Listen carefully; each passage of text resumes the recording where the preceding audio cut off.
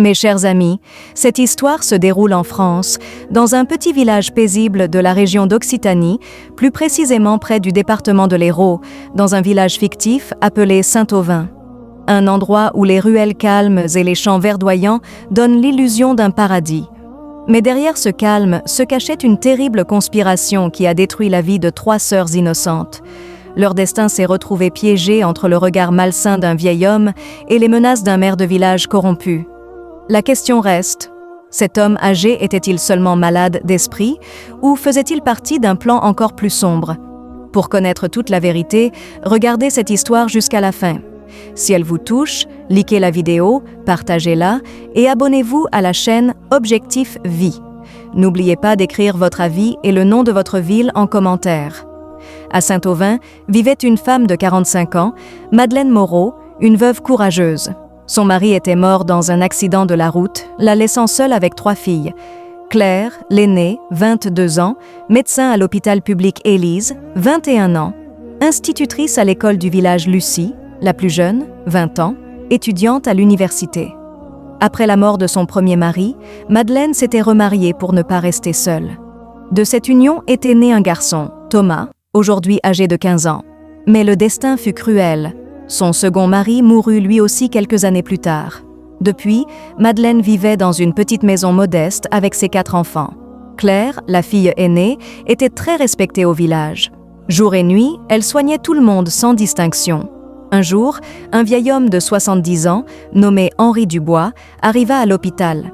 Il était malade depuis longtemps. Touchée par son état, Claire commença son traitement. Mais pendant les soins, Henri la fixait avec insistance.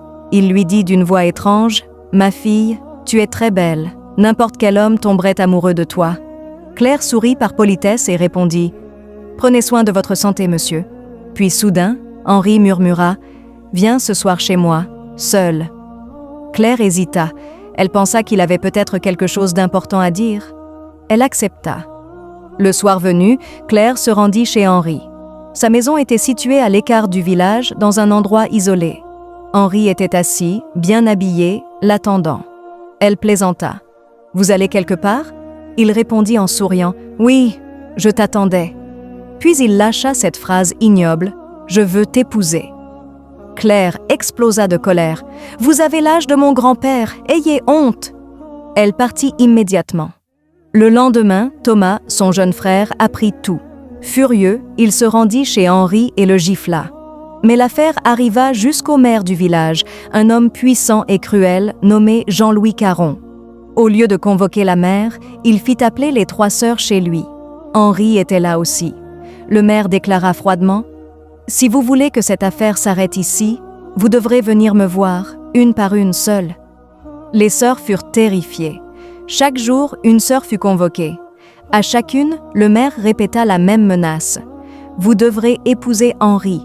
Sinon, votre frère paiera très cher. » Aucune n'osa parler. Quelques mois plus tard, les 3 sœurs tombèrent enceintes. Quand Madeleine l'apprit, elle s'effondra.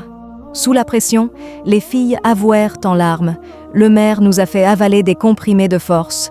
On ne savait pas ce que c'était. » Thomas courut à la police. L'enquête révéla que Jean-Louis Caron et Henri Dubois avaient donné aux jeunes femmes une drogue expérimentale illégale. Ils furent arrêtés et condamnés à la prison. Les 3 sœurs vivent toujours avec leur mère, élevant leurs enfants avec dignité et courage. Mais à Saint-Auvin, on chuchote encore cette histoire comme la conspiration la plus sombre du village. Si vous étiez à la place de ces sœurs, que feriez-vous? Écrivez votre réponse en commentaire.